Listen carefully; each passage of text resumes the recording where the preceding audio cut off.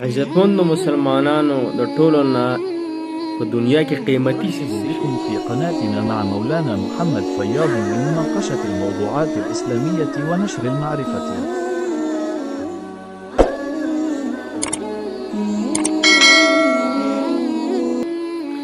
او بیا هغه قیمتي سیز نن د مسلمانانو نه په کومو خبرو باندې خرابېږي.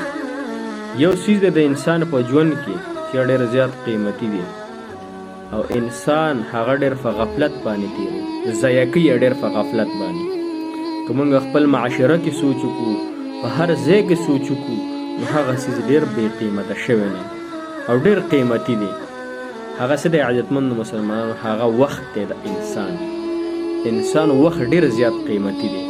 ځکه قیمتي دی چې حدیث مبارک کې راځي مت پر چې کله جنت ته جنتیان لاړ شي نو جنتیان به د هیڅ چیز افسوس نه کوي بغیر د هغې وخت نه، د هغې ګړۍ نه چې دنه بغیر د ذکره تېره شوي. او حدیث مبارک کې راځي مفهوم یې داسې دی یو جنتي او په سیټ باندې واوړي، ده به یې په سیټ باندې به واوړي وي، د هغه نه به یو ښکلي خوشبو راچوته شي.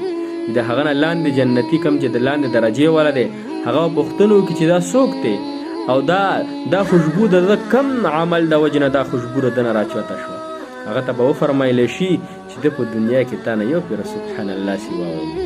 نن ما نه وخت څونه په غفلت کې تېرېږي، نن ما نه د وخت څونه قیمتي دی او ما نه په غفلت کې تېرېږي. عزتمندو مسلمانانو، نن ما نه په لهو لعب کې تېرېږي، نن ما نه په داسې څیزونو کې تېرېږي چې هغه نه د دنیا په اعتبار سره په کار راتلونکی دی او نه د آخرت په اعتبار سره په کار راتلونکی دی. کله په فیسبوک کې ما نه تېرېږي، کله ما نه داسې نور لهویات، کله په فلمونو کې تېرېږي، کله په ګانو بجانو کې ما نه هغه وخت تېرېږي، هغه ما نه داسې صرف کېږي ختمېږي.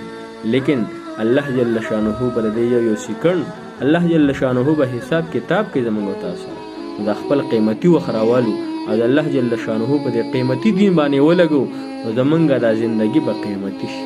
او که چېرې داسې موږ ونه کړه خپله ژوندګي په لهو لعب کې تېره کړه، خپله ژوندګي خرافه کړه او په عیش او عشرت کې تېره کړه، نو به الله جل شانه زموږ او تاسو سره حساب کوي. الله جل شانه دې موږ او تاسو په دې خبرو باندې د عمل کولو توفیق را نصیب کړي. جزاک الله خیر.